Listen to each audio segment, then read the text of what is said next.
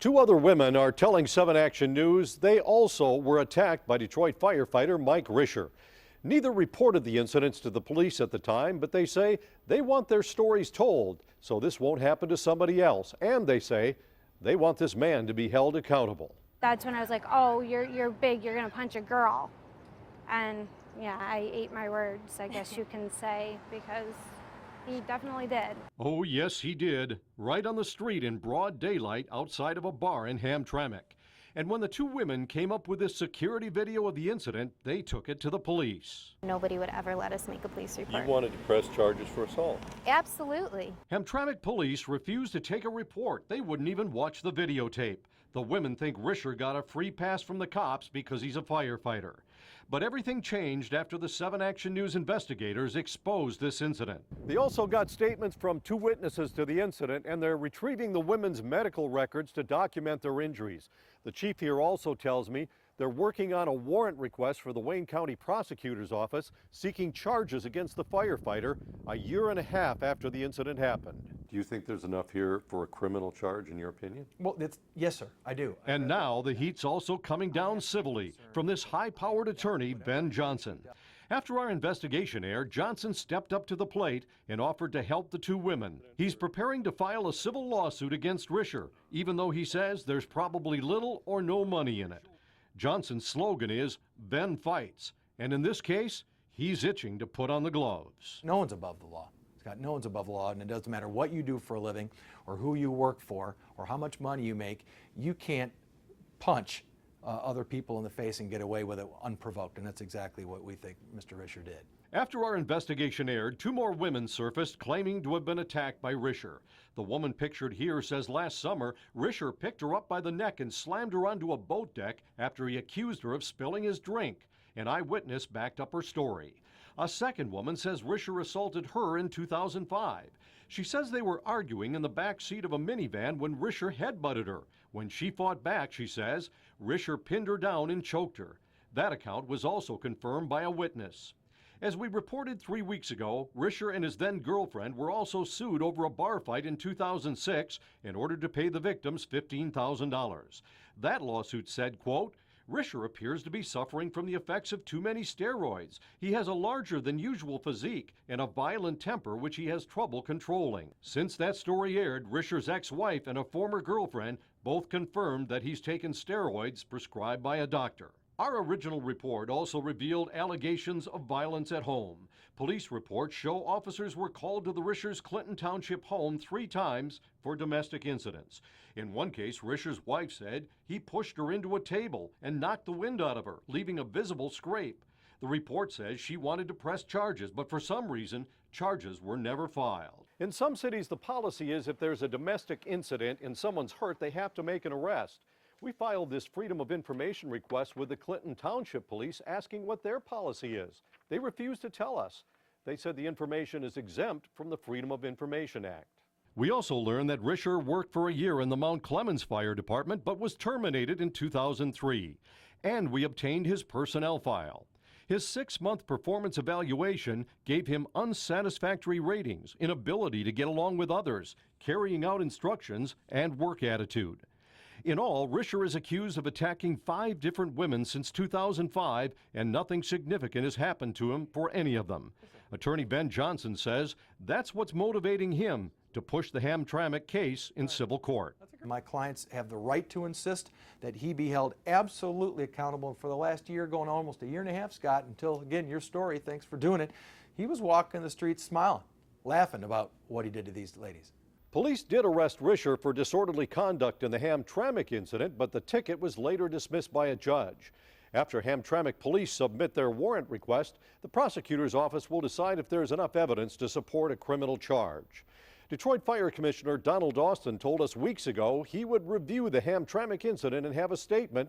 Despite repeated calls and emails, we've heard nothing. We also reached out to Mike Risher asking for comment on these new developments. So far, no response. Scott Lewis, 7 Action News. When you think of a police car, you probably think of a car that looks like this. But there are a lot of police cars on the road that look just like the ones you and I drive. Cops use them for undercover work. UC cars in police lingo. But as you're about to hear from one expert, what Detroit is paying to lease some of these UC cars is way out of line. What would you think if you saw a deal like this in the want ads? For lease, a 2004 Dodge Intrepid, just $608 a month plus 15 cents per mile. You pay for maintenance. What? That's crazy. Who would ever pay $600 a month to lease an 8-year-old car, plus mileage and maintenance?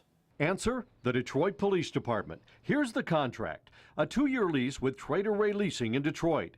The deal was signed in September of '03, but the car didn't go back when it expired in '05. It's still on the road, and the city is still making a $608 a month payment for an 8-year-old car.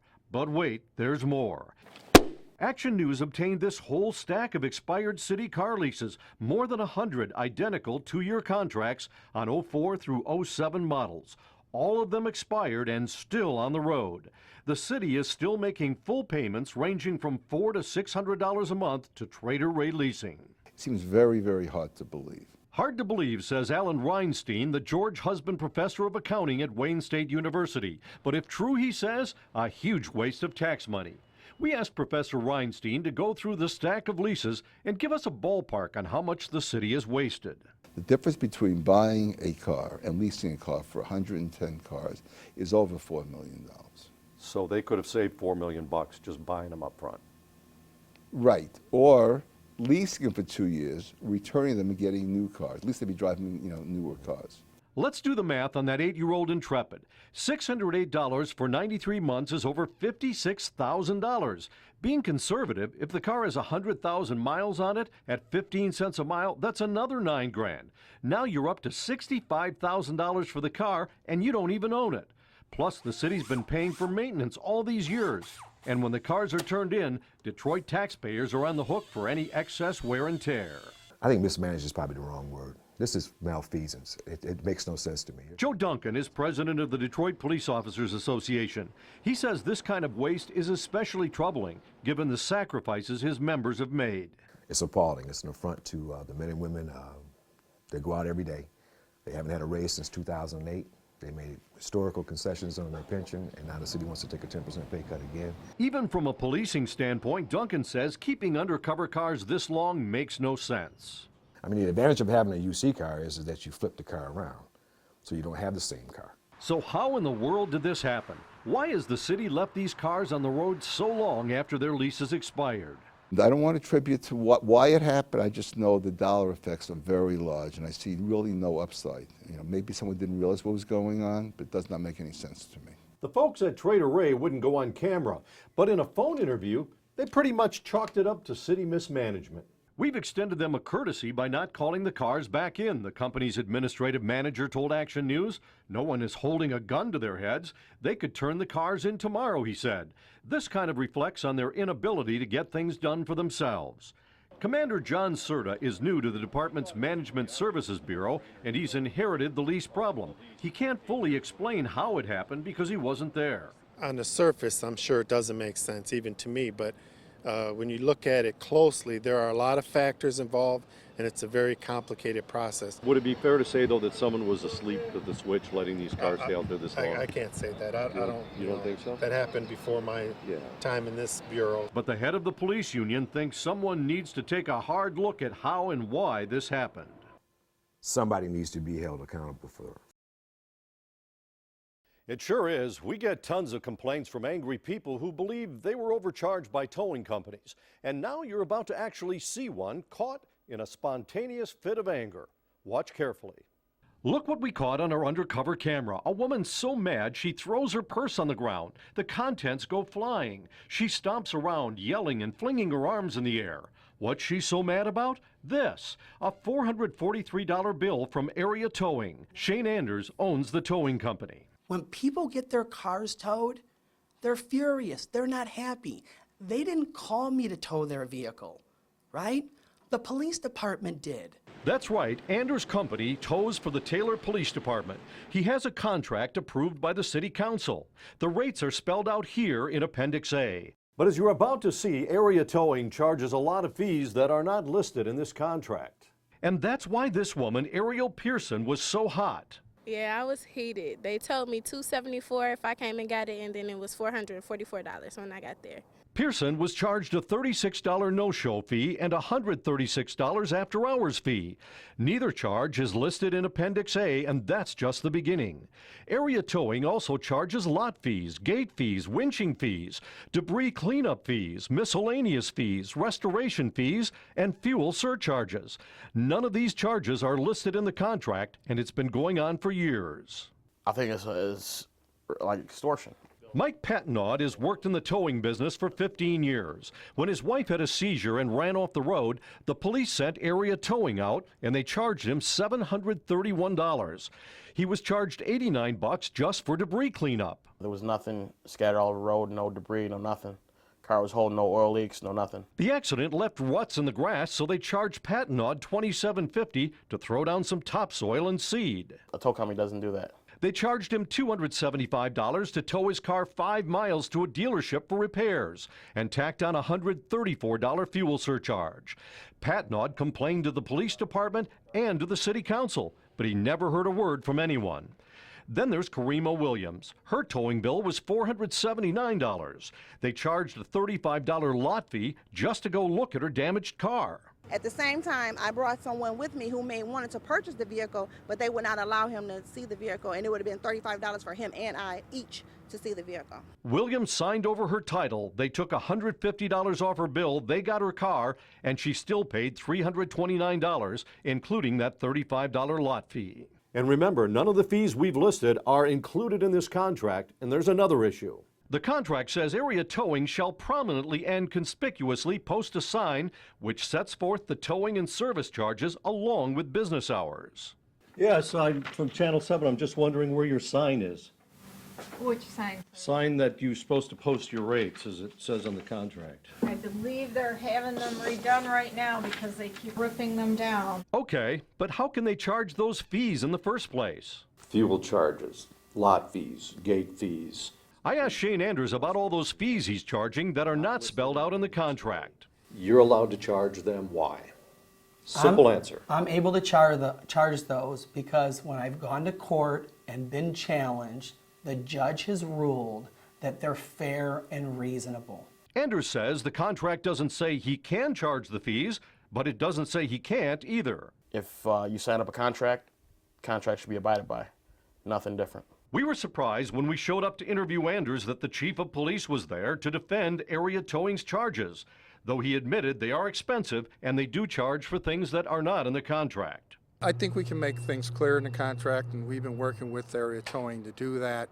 I don't think a contract can actually cover every situation we may run into. But City Councilman John Delo, who voted against Area's contract when it was extended in 2010, thinks the company's charges are excessive.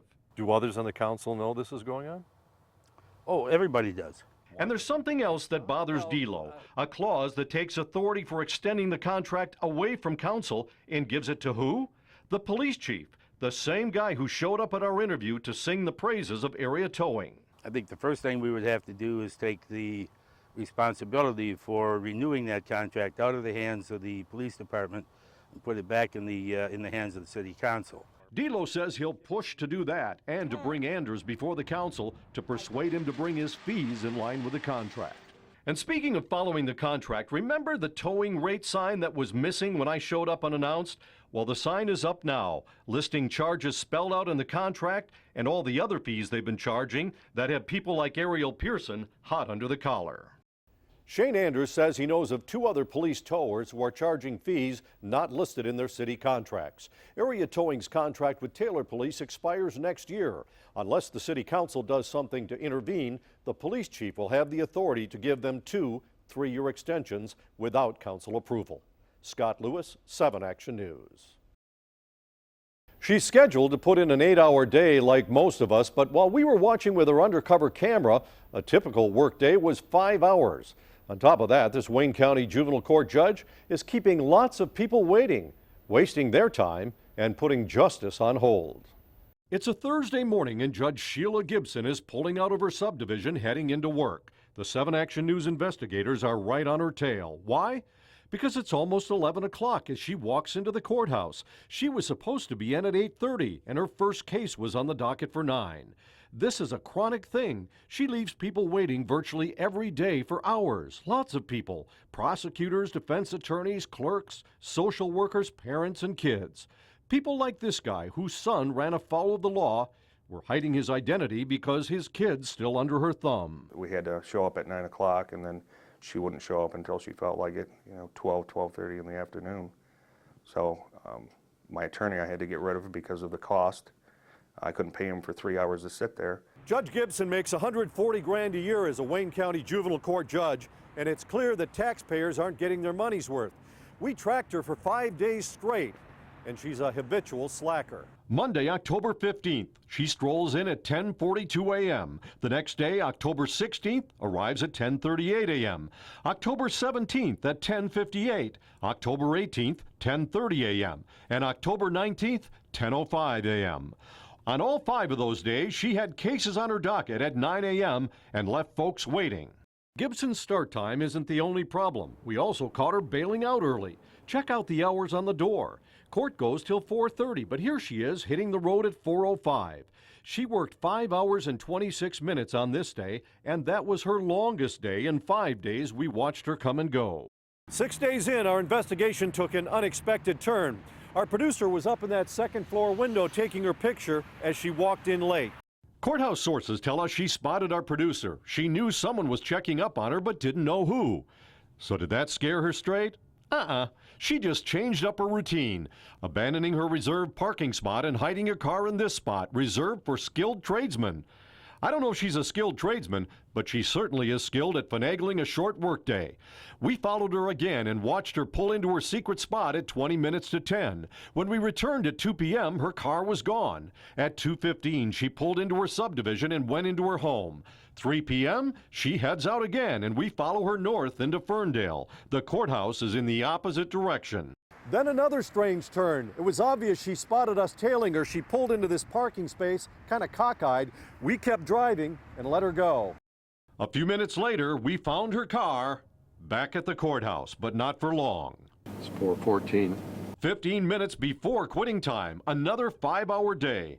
Sources tell us this has been going on for years. Everybody knows it's been going on, and it's a running joke in the courthouse, with people guessing what time she'll show up. So how does she get away with it? There's no accountability down there. And I'm accountable, you're accountable. We all need to be accountable. Time for an unscheduled accountability session, a sidebar with the judge. When she sees me coming, she tries to hightail it. Your Honor, I'd like to ask you some questions about your work hours. You're a little late, aren't you?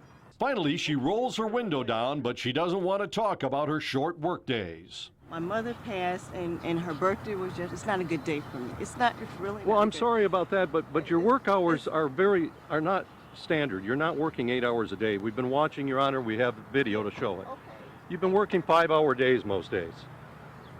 People are waiting in your courtroom for 2 hours. She mumbled something and drove off, then was escorted into the building by 2 sheriff's deputies. I like to see her do her job, show up and respect everybody else the way she's getting paid for it. Show up at 9 o'clock like the rest of the court. A Michigan Supreme Court rule says a definite time must be set for all court sessions, and the judge shall promptly open a session. But there's no mechanism for tracking a judge's work hours. A Supreme Court spokesperson told us they're on the honor system. Virgil Smith is the chief judge presiding over the Third Circuit that includes the juvenile court. We asked Smith who holds judges accountable. He said the public does because judges are subject to an election. He said we would hold them accountable through our investigation. He said he looked forward to watching our story and holding them accountable too. We'll let you know what happens. Scott Lewis, 7 Action News.